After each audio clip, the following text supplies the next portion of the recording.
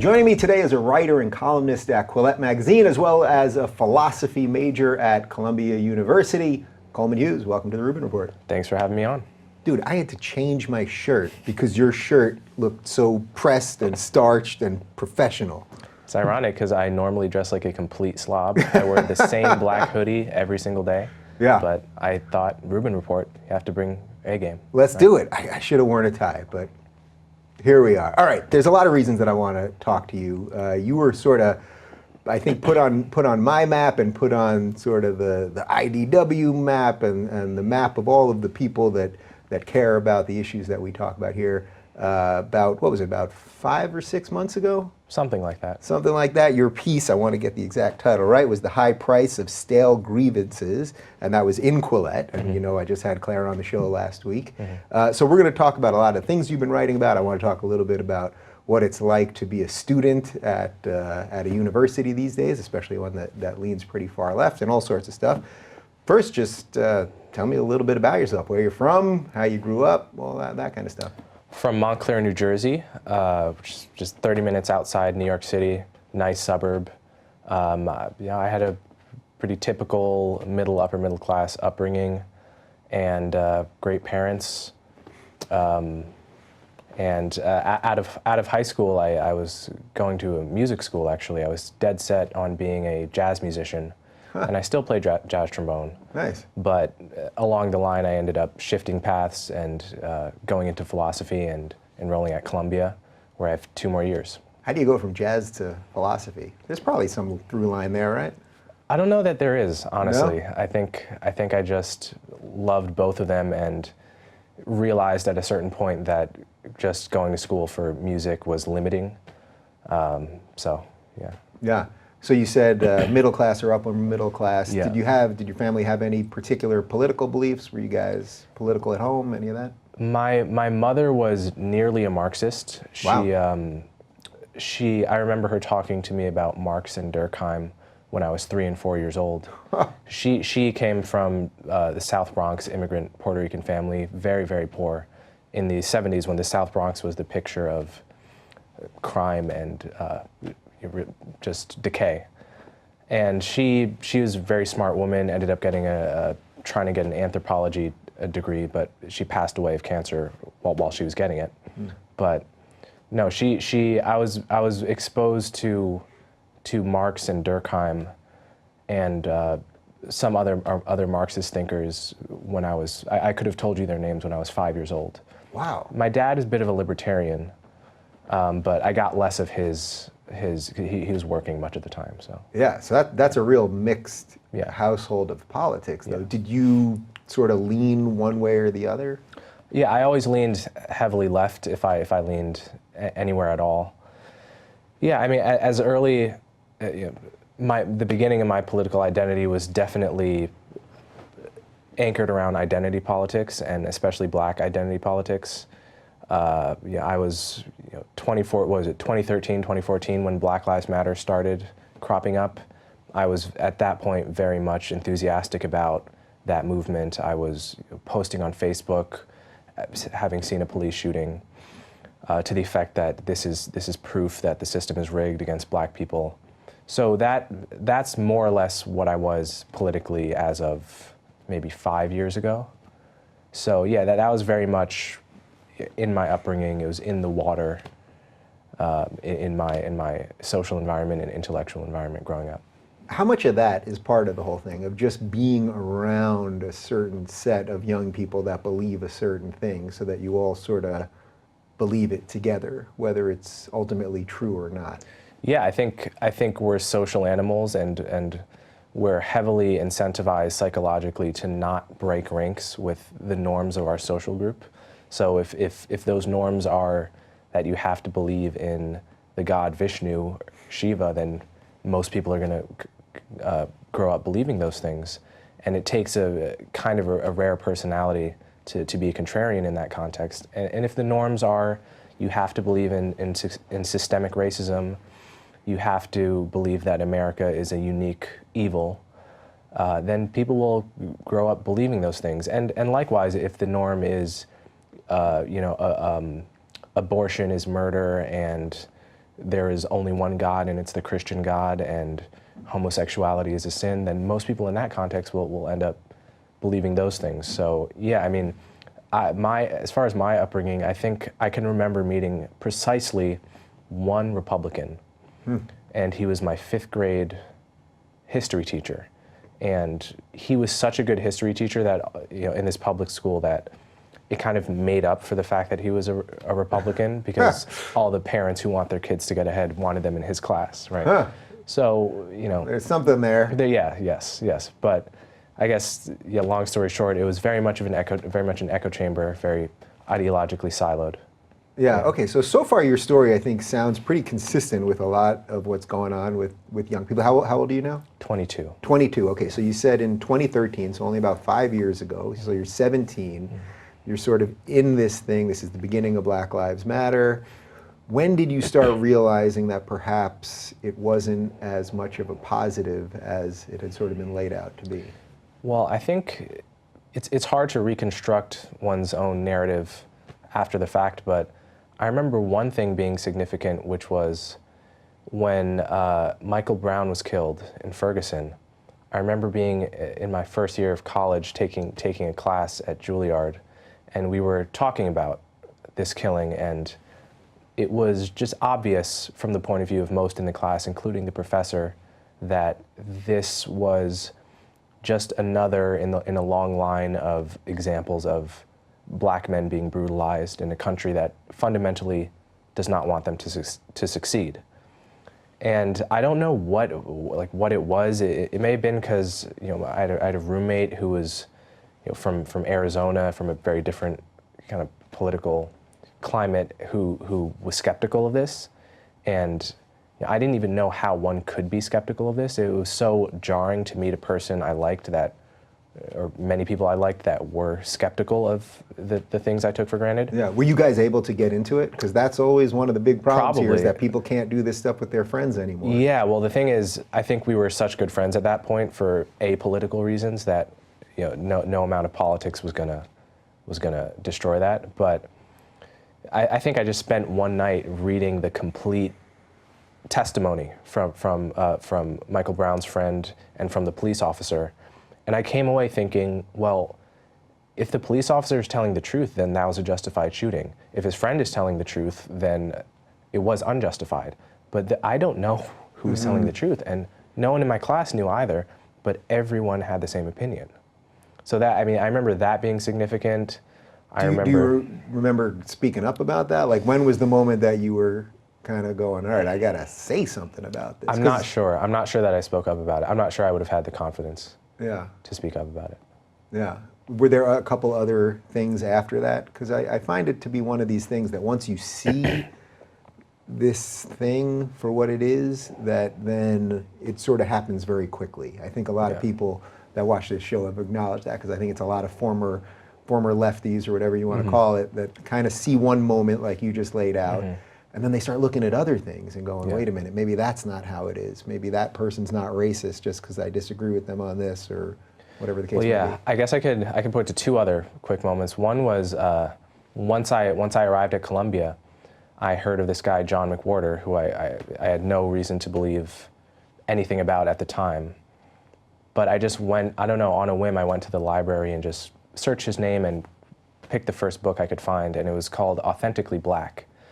And it's a series of essays he wrote in the early 2000s about the fact that it's viewed as authentically Black to constantly point the finger at white people for any given problem in the Black community, whether or not the evidence bears that out. And because it's viewed as authentically Black, there's this incredible taboo on anyone who thinks differently. And I was reading these essays, and I remember thinking, oh my God, this is right, and I've never heard a Black person say this out loud, but it's obviously right.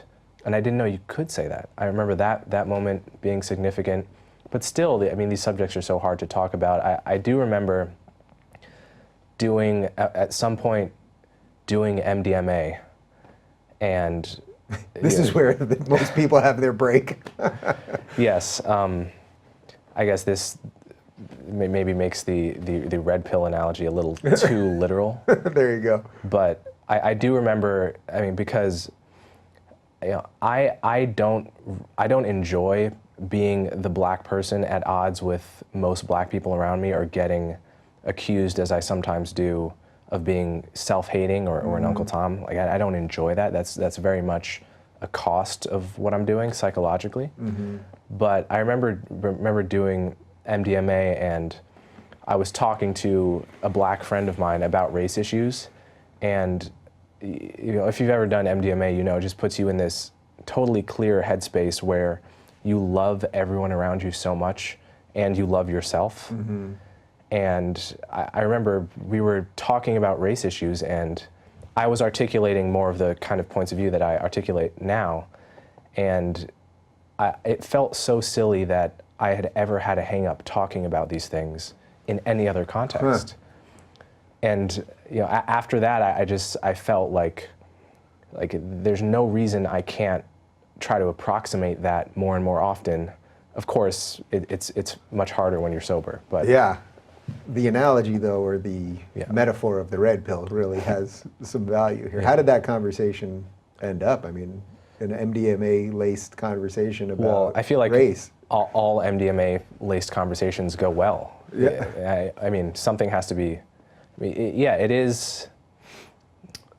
I think if we more and more enter conversations with a mindset of the person I'm talking to has reasons to believe what they believe and they're coming from a good place, then a lot of conversations can go well. That said, I've had a lot of conversations with people since then that have gone extremely well, extremely poorly, and have ended quite bitterly. Yeah, and I want to get to some of that and some of the things that people call you and all that. So, okay, so you have these, a couple of successive moments of waking up. When did you finally start talking about this stuff?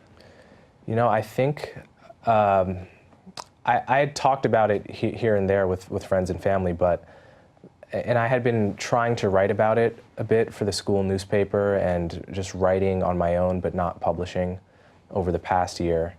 But I think what did it was when Kanye tweeted, I love the way Candace Owen thinks. When he tweeted that, something about that moment was so inspiring to me, to see someone who nobody on earth would question their, quote, blackness. Because in many ways, Kanye is viewed as the picture of blackness, however one cashes out that term. Just to see him break ranks, to see him break the taboo, even though he did it in a way that, even though he's not an intellectual, he said crazy things about slavery that aren't true, and endorse someone who I don't see myself as having very much in common with, namely Candace. Just the fact that he was willing to break the taboo at all, someone of his platform, was so inspiring to me that's when I started writing for Quillette. Yeah, so what was this the first piece you put out for Quillette? I think that was the very first. That was the very first piece. So okay, so the title of the piece, as I said, was "High Price of Stale Grievances." Yeah, this one was different. This one was about Kanye and Candace. This was before, right. So I think this one got more traction. The one you're the one. Okay, so I think this is. So I don't think you were on my radar from that one. Although Correct, that whole thing, the whole Kanye thing, just sort of broke in such a crazy way. There were so many pieces written. Okay, but so let's back up then. So then when you write this piece about Kanye and Candace, now Candace is a friend of mine. She's been on the show. Right. I like her. She has some tactics that are not my thing, but that's her thing, and I can disagree with people and all that. Right. Your basic feeling, though, this was a net good no matter what. Are there risks, though, in taking somebody like a Kanye and having that be the moment that wakes up people because you don't know where he's ever going to go with things, or is just the action itself enough?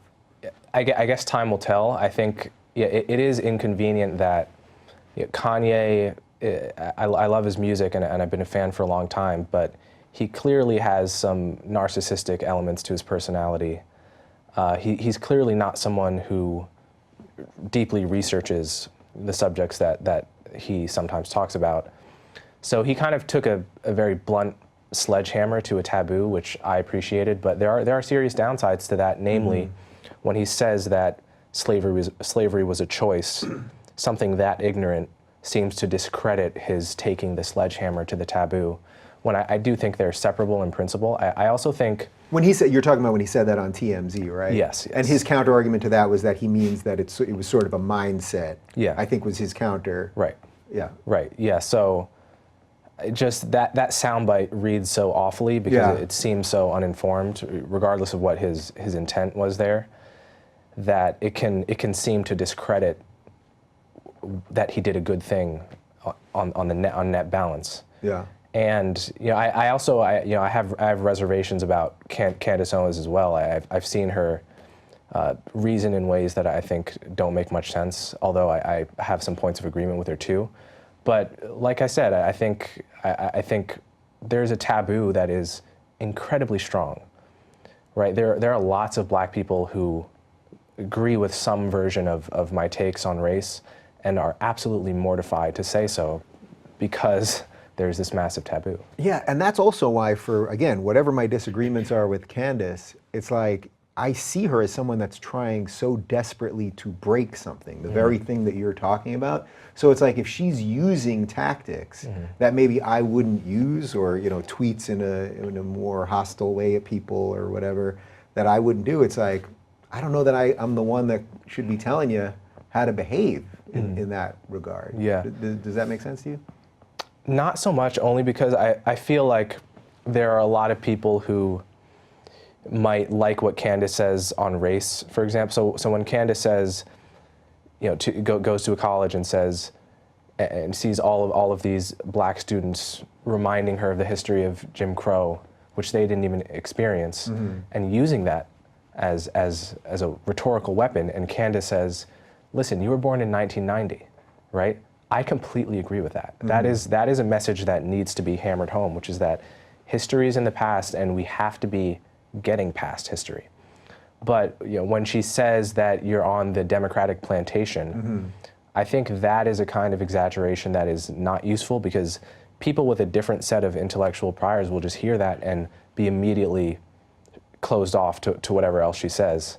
And I've also heard her just reason in ways on Joe Rogan, for example, when he pressed her on climate change, kind of appealing to a sort of feeling over facts kind of way of thinking, which is actually quite characteristic of the far left. But I think she also gets treated unfairly, and she gets assumed to be a sellout, which I think is a ridiculous assumption to make about people in general, unless they make it absolutely clear that they are. So she's someone I would be happy to talk to at some point. But I'm happy to set that up if you'd like to make it happen. Okay, so you write this piece now. This is the first public piece that you've written about this stuff.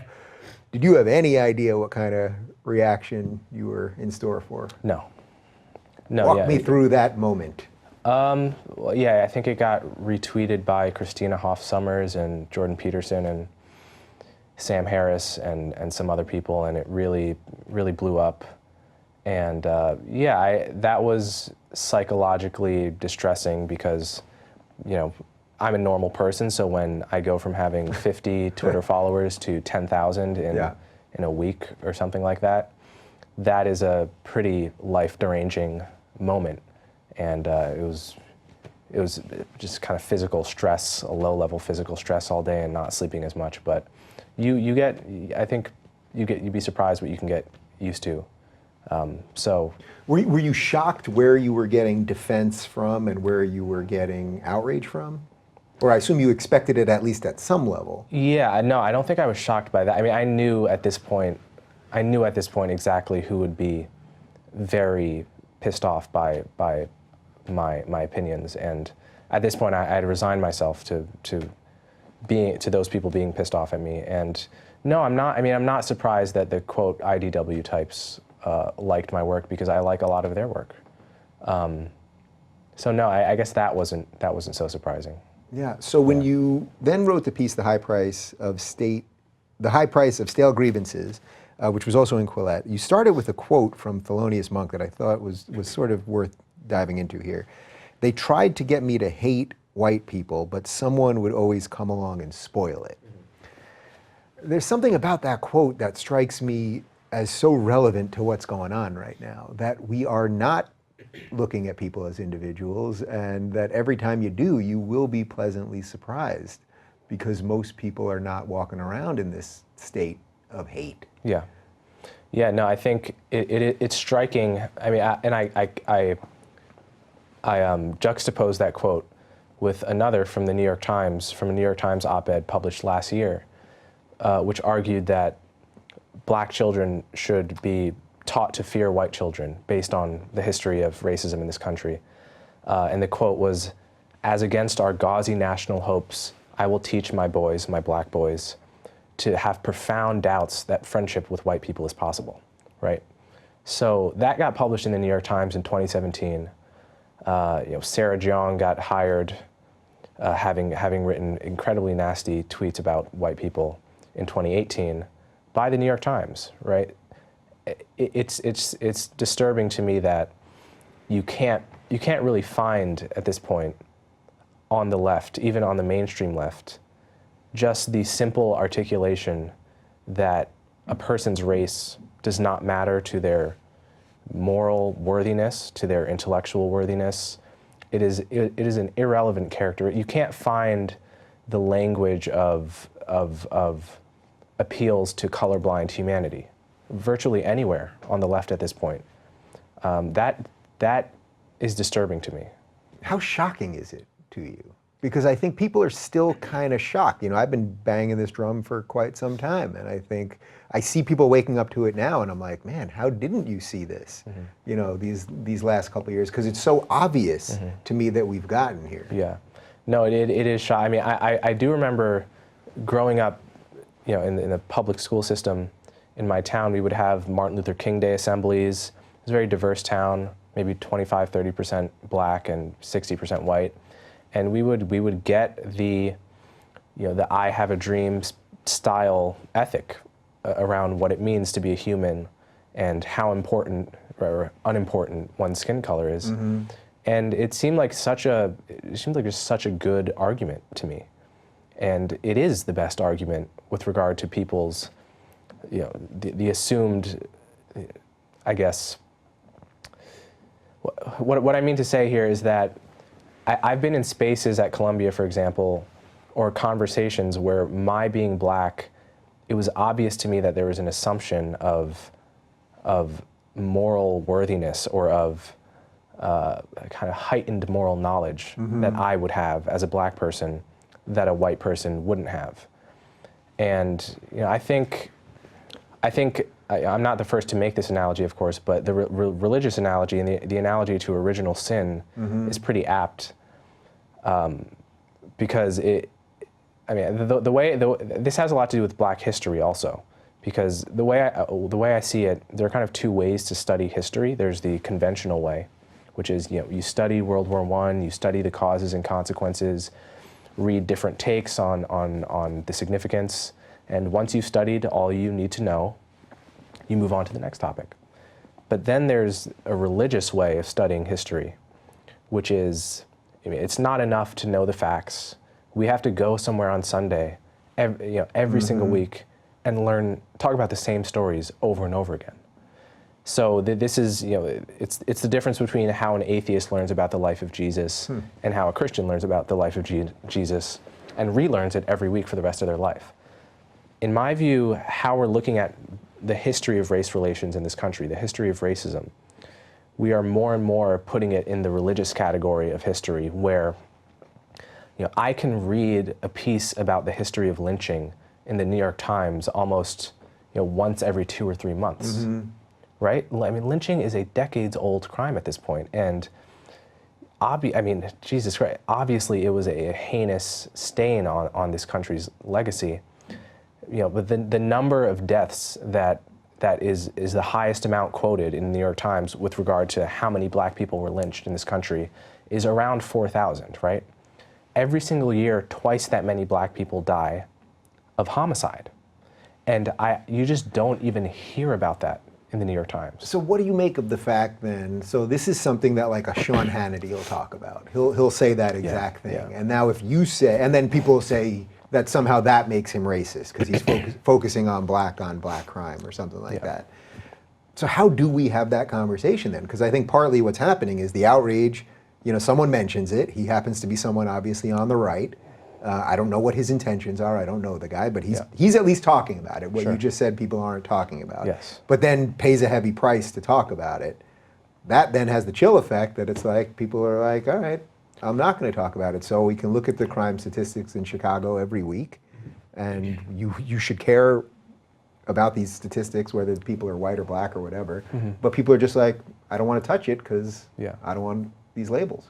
Yeah, it is decidedly. I mean, this is one of the reasons why, you know, I don't see myself as, you know, a natural ally to Candace Owens, for example, because there's so many other things that she says that you know, that I don't agree with, and I guess it's the Sean Hannity problem too, because if you can't criticize a Sean Hannity or a Candace Owens for all of the things that they're saying that are, you know, unjustified by the evidence, you know, in Candace's case, it might be climate change or whatever it is. For Sean Hannity, could be other things.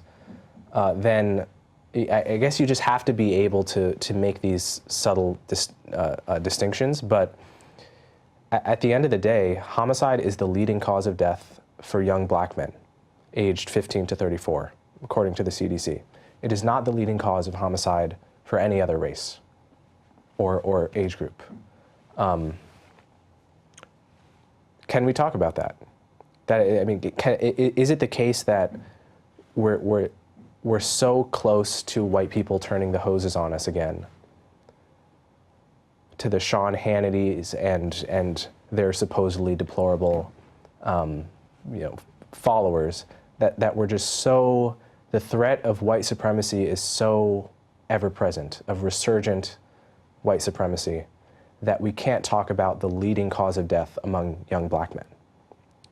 That is not sustainable. I mean, the fundamental problem I see with how the left in general thinks about race is that the concerns about race and racism are totally unattached to the degree to which black people are suffering on any given issue, right? So we're talking about the leading cause of death for young black men, and I never read about this in the New York Times. And I know that I won't, right?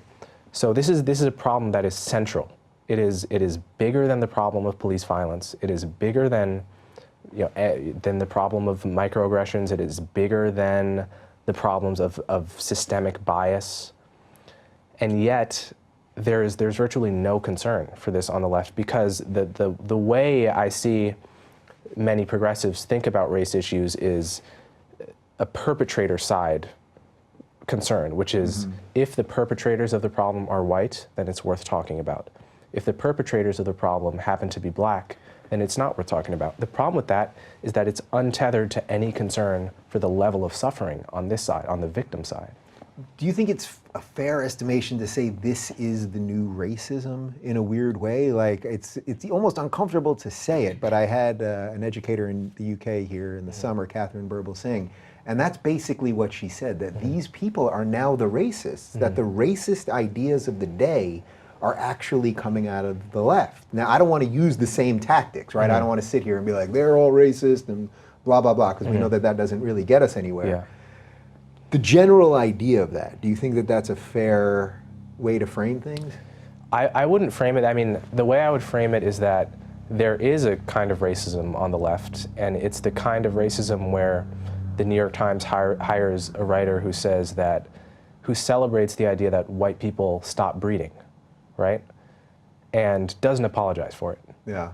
No concern with how that's going to translate to, you know, white people in this country who have vastly less privilege than, you know, the tech writer at the New York Times. And what about that statement that they issued defending her? Yeah. You saw that where it said something about the hate she gets as a young Asian woman, and it's like, what?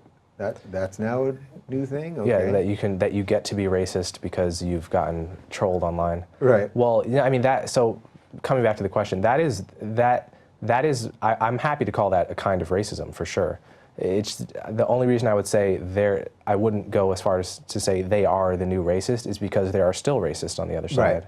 And I fully expect there to always be some amount of racists in society and some amount of racist incidents. Like the way, this is another problem with the way many on the left think about race is that they tend to view the problem of racism kind of like we view the problem of smallpox, which is to say something that can be fully eradicated down to the very last person who has it, and then we can put a date on the time when smallpox is no longer a problem forever.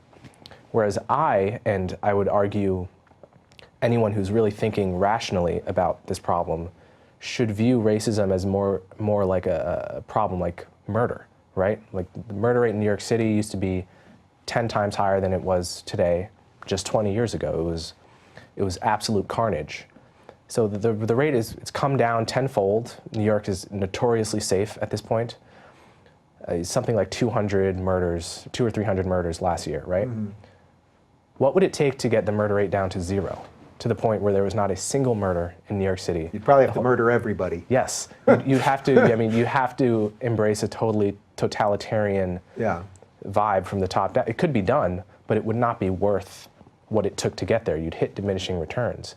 So I view the problem of reducing racism, reducing racist incidents against black people as a problem like homicide rather than smallpox, which is to say, you can certainly reduce it, and we have massively. But there is a point at which in a country of 350 million, there will always be enough people who are racist to justify a certain amount of racist incidents, and to fight it beyond that endlessly, you hit diminishing returns. Yeah, and also that it's depressing and it kind of sucks, but people can be racist. Like privately, you can be racist. Sure. Now, you can't discriminate against people, and there's all sorts of reasons that you can't bring that into public life. But in your own mind, in your own home, you can be. I would prefer people not be, but that they're trying to eradicate like something that's actually just part of the mind. Yes. Yeah, you want to educate people enough so that they hopefully won't hold those views, but that is the diminishing returns, because you're literally going to be in people's houses at that point. Right. Yeah. I mean, yeah. It's a question of not. Yeah. I guess it's a question of what your view of human nature is. This comes down to very fundamental pillars of one's political ideology, which is, do you have a kind of utopian view of human nature where there's nothing tragic about us, nothing flawed about us, and all of the flaws come from bad ideas in the culture, and humans are naturally poised to be just perfectly selfless until we get ruined by society. See, that I think there's no reason to believe that at this point, right? Like, chimpanzees murder, and like we're animals in the animal kingdom. It's not to say that our human nature is fundamentally evil either. It's clearly there's a wide range of potential there, but there's no reason to assume that we're evolved to be not racists, or that we're evolved to be woke, perfectly woke, or that it's possible to get to a point where everyone in society has been fully purged of every ounce of evil in their heart. I mean, that is such a utopian outlook, and like I said, to the extent that you're fixated on that goal to the exclusion of the costs of your fixation, once you hit diminishing returns, you will be fighting a fight that is a net bad for society. All right, let's talk about systemic racism, or at least the idea of systemic racism. Yeah. So I think you've seen the video of me about 2 or 2.5 years ago with Larry Elder, and I brought up systemic racism. Larry Elder proceeded to commit a hate crime on me, a white man. He beat me senseless with statistics. Yeah. And I came to a fight, not ready to fight, basically. And that was definitely one of my red pill moments, so to speak. I was not prepared. I heard new information. I did research after that. Subsequently, I've had many people on this show and many conversations that have led me to more of Larry's original premise. So I guess first, when you saw that moment, was that the first time you had ever seen me do anything? Because that's what a lot of people tell me, and I'm like, oh. I don't think it was the first time, but I think, I mean, I don't envy anyone who's debating Larry Elder on anything. He's pretty devastating.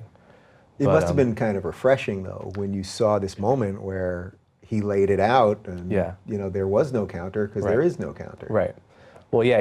What he did with you there is he went through each specific venue in which supposedly there is this big systemic racism problem, where the system is rigged in such a way that it doesn't require any individual in the system to be racist in order for the system to spit out racist outcomes. That's essentially the idea of systemic racism. So he went with you through, he said, just name a place in society where you think systemic racism exists, and he just basically destroyed each one with the specifics of the case. And I'm not going to do a better job than he did there, or than he's capable of doing, but there's a bigger picture way to test the systemic racism hypothesis, which is to take two populations where it's a very messy, crude science experiment, but to take two populations where you're holding systemic racism constant, namely Black Americans like myself and Black immigrants, especially Black immigrants from the West Indies and their children. So we're talking about immigrants from Jamaica, Barbados, other places in the West Indies, and specifically their children, their American-born children. So these are people you could not tell apart from Black, like you couldn't tell if I didn't tell you that I wasn't the child of a Jamaican immigrant or something, right? And you find, the thing about these is that these two populations differ in many ways. Some ways are very hard to quantify, but they differ culturally. They differ for all kinds of reasons, partially because the kind of immigrant who gets out of a Jamaica differs systematically. Is going to be disproportionately intelligent, disproportionately hardworking, whatever the traits are that get you from Jamaica to New York, say. That's a cluster of attributes that makes that population differ. But there's one thing that is not different, which is they are subjected to whatever level of systemic racism exists. So Thomas Sowell has done good work on, back in the 70s, he showed that second-generation West Indians living in the same city as Black Americans were earning 58% more, right? So they're both being treated to whatever degree badly by white people. Whatever system you want to suppose is holding Black people back is equally affecting both of them. The Columbia sociologist Van Tran has a great essay in which this difference is brought out. You find neighborhoods of Black Americans right next to neighborhoods of Black West Indians in New York. They're equally segregated from white people, so it gets rid of the idea that being segregated by itself or living around people who only look like you is inherently a disadvantage. It gets around the policing issue because these populations are being the police can't tell the difference between a second-generation West Indian and a Black person. It gets around whatever level of systemic racism is or isn't in the pipeline with regard to schools. And you find wildly different outcomes. You find, rate of high school graduation much higher for Black West Indians. Rate of enrollment in college much higher. Rate of professional occupations much higher. Crime lower, right? So this suggests to me that there are that the role of systemic racism, to whatever degree it exists, is minimal at this point. And there's a whole narrative built around the idea that this is the primary obstacle facing Black people. And it's worth noting, I don't think most Black people actually believe this, because there are various polls to cite here, but there's one from Pew that asked Black people without college educations, has your race held you back at all in life? 60% said no. It's a recent Pew poll. Another Gallup poll asked, is bias the main issue facing you in jobs and housing? 60% again said no. The Harvard sociologist Ethan Foss has done extensive polling of the Black community and found that disconnected Black youth, which are Black youth who aren't in schools and don't have a jobs, the people on the lowest rung of society, something around 30% of them think the system is rigged and 70% don't. So what we're getting is we're getting the voices of black people who believe the systemic racism narrative promoted to the most powerful media positions in our country. So we're getting the impression that Right. this is a uniform view, and it's not. Right, so this is sort of the Jesse Jacksons, Al Sharptons. Yeah. They get moved up because they're given sort of simple answers. Right. So I guess it harkens the question then, I could ask this either way. What is it that the West Indian immigrants are doing right, or what is it that the other folks are doing wrong? Yeah. I mean, you can answer that in either direction you want to go Sure. first. Well, part of it is just immigration selection factors that I mentioned, right? So the kind of Jamaican or Barbadian who makes it off the island to New York is likely to be disproportionately hardworking, disproportionately X for whatever X factor is. And so in that sense, the direct comparison can be misleading, but just analyzing why these two populations differ, you find West Indian immigrants more likely to come from a two-parent home, more likely to have had a more classically socially conservative upbringing, which is, you don't talk back to your parents. Parents are rather strict. There are downsides, of course, to that style of parenting, but basically what I'm saying is that there are cultural factors that are important that differ between these two groups, right? You find there are many. I mean, this is where the conversation for many people gets especially uncomfortable, right? It's the idea that every culture, every subculture is identical in the behavioral patterns that are inculcated, and wherever there is a disparity in some outcome, it's not possible that culture accounts for some or most of that disparity, which I think is a very silly idea. Well, it's completely nonsensical. Yeah, yes. Cultures are different. Different people and different groups put different emphasis on certain things. Some put more on family, some put more on education, some put more on sports or whatever the hell it is. So when you hear Larry Elder make the argument, something around until 1972, the black family had a higher rate of staying in marriages, and then he lays out the reasons that he believes policies of the Democrats destroyed all that. That obviously resonates with you, right? Because you're giving me some piece of this. Both answers, I think, resonate or went back to family rates of marriage and some sort of conservative ideals. Right. Well, yeah. I mean, that's a very complex. People question. hate when anyone talks about this, about family. People just absolutely hate it. It is a fact that the rate of two-parent homes and marriages was pretty similar to the white rate until the 60s. It's a matter of scholarly dispute as to what was the cause. I think it's certain at this point there was no one cause. Welfare state may have had something to do with it, but I think it may have just been changing norms in the culture, because we're seeing the same thing happen in the white working class as well now, with the decline of two-parent homes to a lesser extent than has happened in the black community. So I guess So I mean, we could talk about some of the most important behavioral patterns that are different between black families and white families and Asian families.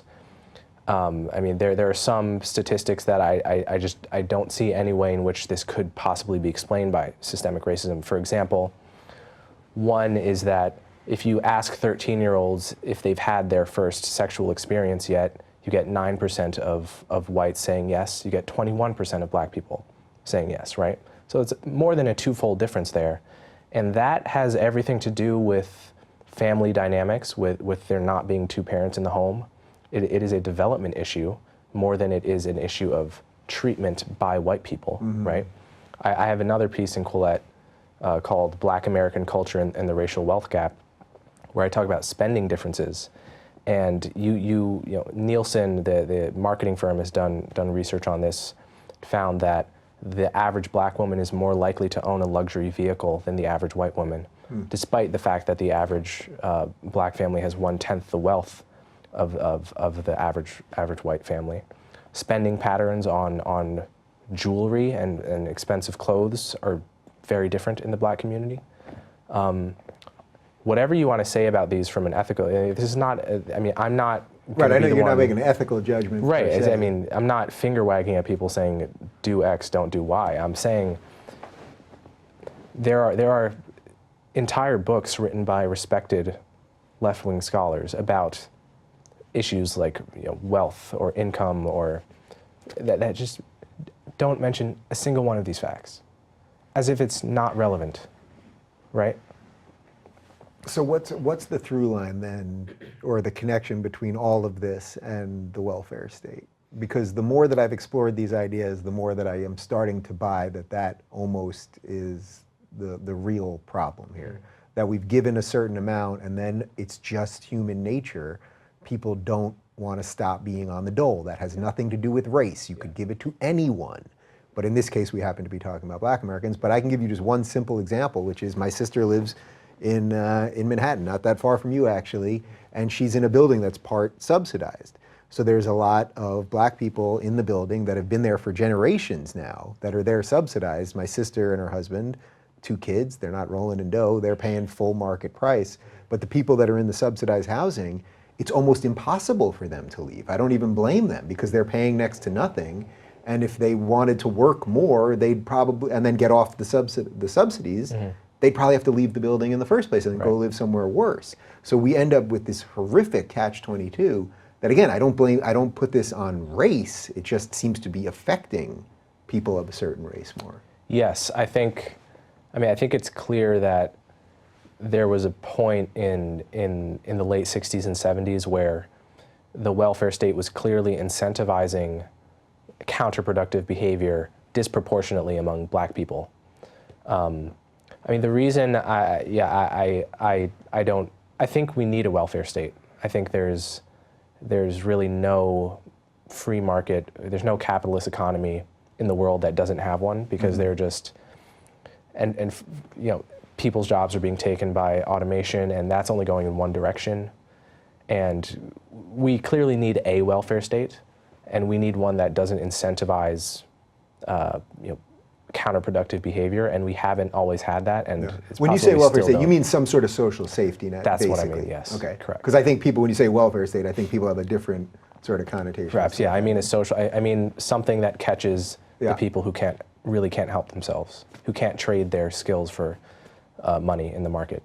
Yeah. Yeah. I'm with you. So then, how do we untether the issue of people that are now stuck in that machine, where every time you talk about it, you're called a racist? No, I mean, this is, it is extremely pernicious, because I think it's clear that the welfare state, the way it was rolled out in the 60s and 70s, had bad effects for Black people, right? It's hard to fully explain the decline in 2-parent homes without noticing that a Black mother in the early 70s stood to lose money by getting married to a guy, right? Because of the perverse incentives of the welfare state. That said, it's not, just because the welfare state was one of the causes of the decline of the Black family doesn't imply that taking it away would repair it. So I think that is something, like Charles Murray, for example, wrote a big book in the 80s that made him big, Losing Ground, which criticized the welfare state very much along these grounds. But I think even he has acknowledged that at this point, removing it, once you set it all into motion, it's not obvious that removing it is a cure, which is tragic, but true. Yeah, it's a real tragedy, because then it's like, I mean, this is where, and you would definitely have a difference of opinion with Candace, where her argument is, rip the Band-Aid, let the pieces fall where they may. I don't know what her policy is on then helping like the poorest of the poor or whatever. Like, are you literally going to be kicking people out of their houses? Right. I don't know what the answer to that is. Yeah. But I think there's a growing feeling, I think, at least of a certain set of people, that it's not working. You're acknowledging why it's not working, and these little Band-Aid fixes seemingly only make it worse. Yeah, I think it's a very complex issue, because there are some elements of the social safety net that I think economists agree are working, like the earned income tax credit, which actually incentivizes you to work. It helps the worst off people in society without, it basically corrects the massive mistake of welfare in the Lyndon Johnson era. But yeah, no, it's a complex issue. Yeah. For sure. So I hate to talk about race this whole time. It's like kind of annoying. I know it's what you mostly write about. What else is kind of on your mind? Like, what are the other issues that you care about? I mean, we can keep going on that, but I always feel like that's also a sort of tragedy of all of this. Yeah. It's like your whole worldview is to move past all this. Yes. And yet because of that, you get thrust into the conversation. It's right. a weird psychological condition, I suppose. Yes, it is. Does that just drive you crazy in general? Yeah, I mean, I don't... Before we move on. Race is not something I find inherently interesting. Yeah. I think it is... Like when I have a free moment to read a book, I'm not ordering the race book because, but at the same time, it is a topic that's looms so large in our politics, and so much of what is said makes so little sense that it just gets to me. So I have to say something, but it's not something I enjoy. I mean, what I really enjoy is philosophy and science.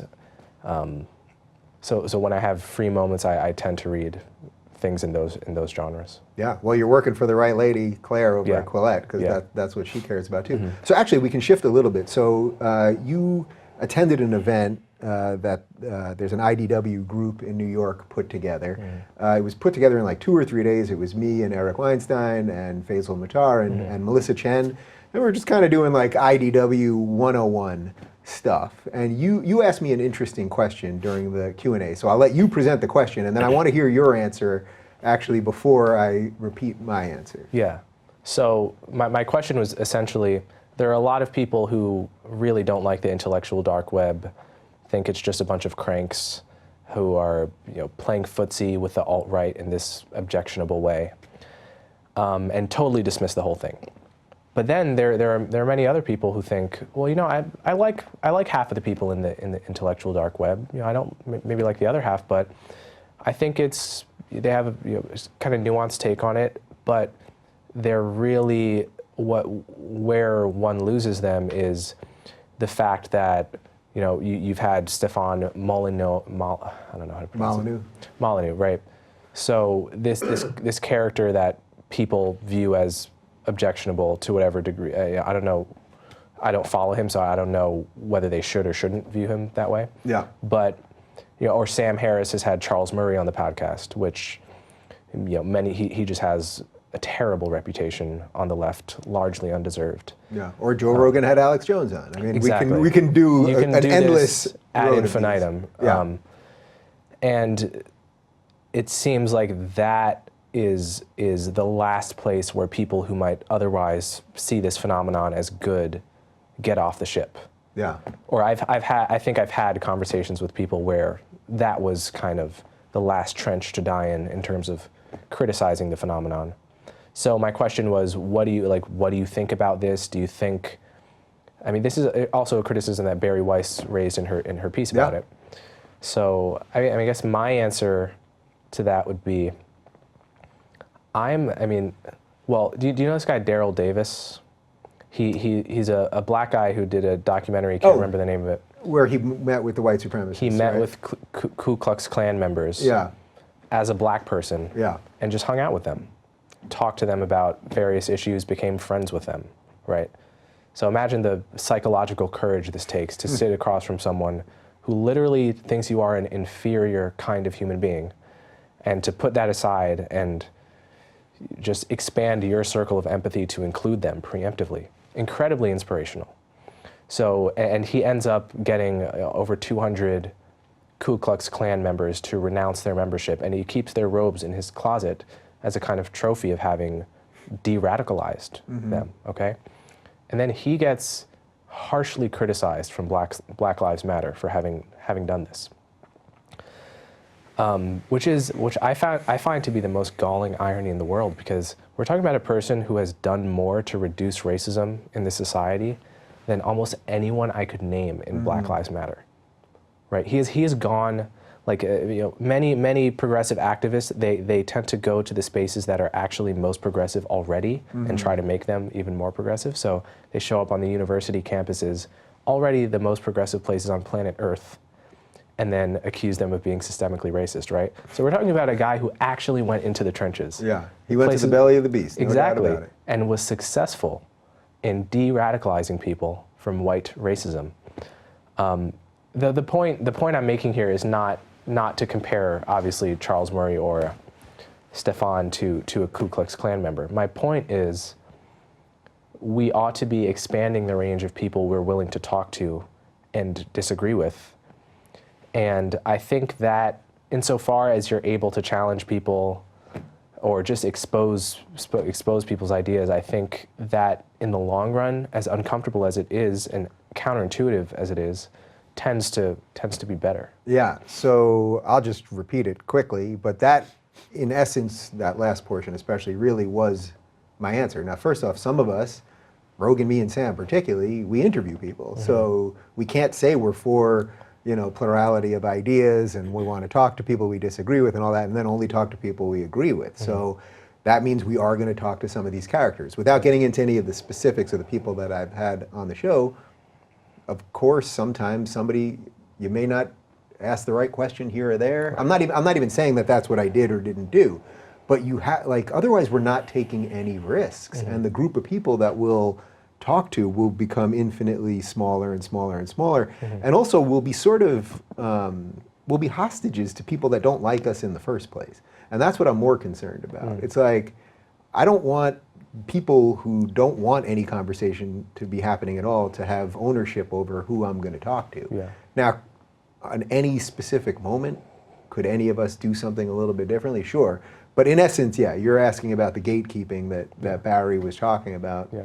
I don't even know that it's for me to say. And as I said before, we don't even it's not like we're walking around with laminated cards and we go to a secret meeting somewhere. Right. But I think sunlight's the best disinfectant. I just fundamentally believe that. And as far as I know, no one was hurt by any of the interviews that I've done. And I think I've helped a lot of people that were maybe into some of those ideas. That was the one that people were giving me a lot of. It's the Daryl Davis phenomenon. Yeah. So. Yeah, nobody's lost. I mean, that's what I really believe, and maybe that's a little rose-colored glasses of me. But I believe that when people were giving me crap for doing Alex Jones, it's like, forget what he thinks about things for a moment. Clearly, hundreds of thousands or millions of people are watching this. Yeah. I came on a live show. I said whatever I believe. I didn't lie about anything. I said the same things I say here. And then I got emails from his people saying, I never heard a decent liberal talk before. Now I watched your interview with Brett Weinstein. It's like, wow, that's pretty cool, man. So I just think perhaps we, and I mean you and I in this case, we just have a little bit more tolerance for, I don't think if someone hears something, it's going to immediately infect them, and then they're going to take that infection and infect other people. But I think a lot of people operate in that prison. I think so. I mean, one of the reasons I asked this question at the event is because... I was glad you did, by the way. Yeah. It's because, for example, Charles Murray has retweeted some of my pieces. And, I've gotten into exchanges with some of my critics where I've kind of talked them down off of the ledge of me being a sellout, or convinced them that I'm operating in good faith, and the trench they're dying in criticizing me is, well, Charles Murray retweeted you, and he is X, Y, and Z.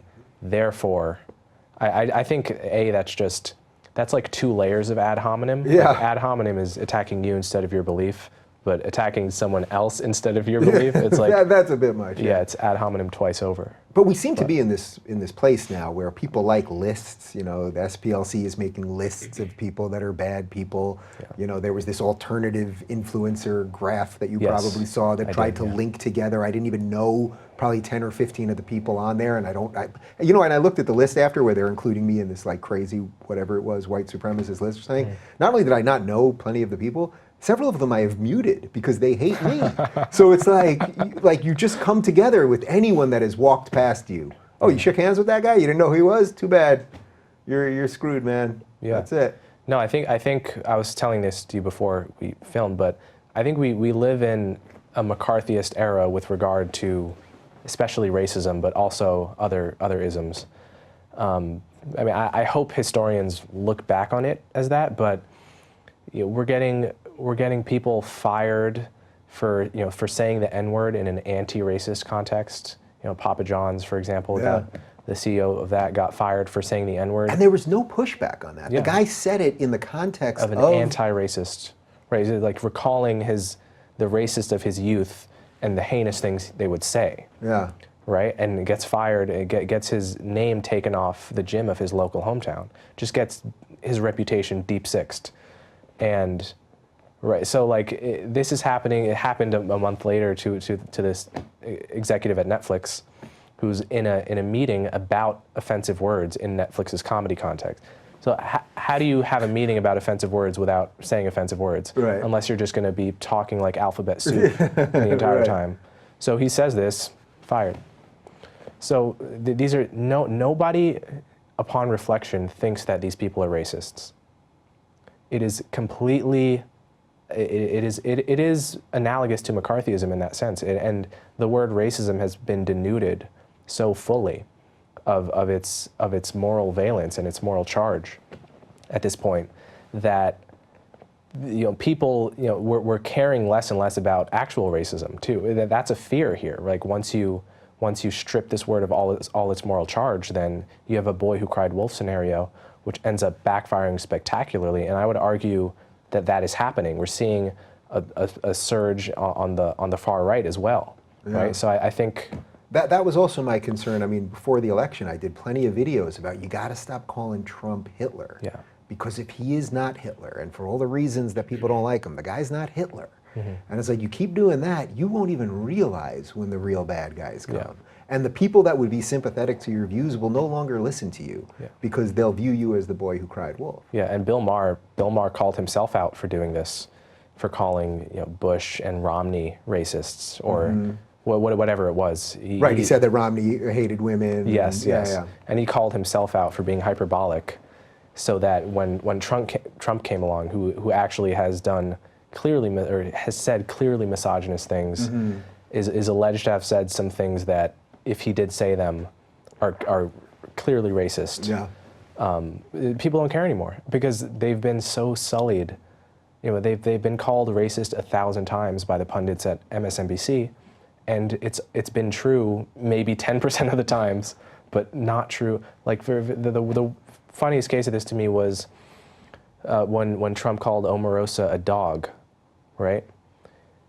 You turn on MSNBC after this, or read the New York Times. It is just obvious to those people that this is a racist slur. He's called this black woman a dog. This is obviously racist, and if you're defending it, you're a racist too, okay? And then if you have an internet connection, you look at the other people Trump has directly called a dog. You find Mac Miller, before he passed away, of course. You find David Axelrod. You find Adriana Huffington. You find white person after white person that he has directly called a dog, not said they did something like a dog, because he likes that construction too. Right. But he's called a white person after white person a dog. There's no reason to believe that this was a racist incident, and yet every pundit at MSNBC is saying that it is. And anyone who likes Trump and watches Fox News, they're getting these clips exported from MSNBC, seeing themselves called racist by implication or by association, and then seeing someone like Tucker Carlson, who I have reservations about, but seeing someone like Tucker Carlson make perfect sense about it, just destroy this view with simple logic and facts. And imagine how refreshing it is to have someone like Tucker doing that. And obviously, like you're going to get tired of being called a racist in cases when it's so obviously not true. And there's just a lack of due diligence. There's a lack of any concern for facts and for logic, and that ends up having a bad effect on the other end, because now Trump, there are some things Trump has said for which racism, I think, is the best explanation. I don't think he's a Klan member. I think he's a very mild kind of New York racist of his era, There are degrees of racism, in other words. But the point is, it's like the reason that Trump voters, I think, for the most part, excuse him on some of the things he said is not because, or not for the most part, because of a random upsurge in racism that happened in 2016 but wasn't present the past 8 years. there are counties that went for Obama twice that went for Trump. It is. I think it's largely because people are absolutely sick of being tarred as racists, untethered to the facts of the specific cases. Yeah, and man, now we've got just the match made in hell. We've got a group that calls everyone racist, a guy who, is happy to fight them on every bit of it and use that as fuel to get his base going. And so what do you, somehow, I said we were going to shift out of race and we went right back to race. Exactly, yeah. All right, we're going to try to finish up with something else, but what do you even consider yourself politically these days? If I was trying to label you, I mean, I have a sense, you're somewhere in that classical liberal situation, but does that even matter to you? Do you think of yourself a certain way? I think if you can be gender fluid, you should be able to be politically fluid at this point. Yeah. I think for a white woman, I find your political views to be quite I appreciate confusing. that. I appreciate that. No, but I think, I mean, it is strange that, like, politics is a social construct. Political ideologies, these are fully social constructs, and it seems like we're getting more and more rigid with the degree to which we take them seriously. Obviously, one should take ideas seriously, but I don't see anything to be gained from anchoring myself to conservatism or liberalism or libertarianism, even though I find wisdom in all of these three political ideologies. So yeah, I mean, I think if I can make politically fluid a meme, that would be great. I will see what I can do. All right, give me one other thing besides race. What are you doing for fun these days, man? I'm reading a lot about. I'm taking metaphysics, taking philosophy of language and mind, both of which I find fascinating. What are you doing for fun? Reading metaphysics. All right. You got a political future in front of you, or what? Oh God, no. See, this is the problem. This is the problem, though, right? People often ask me that. No, I would never go into politics. Actually, people assume that about me, which I think is really interesting because I detest politics. I hate it so much.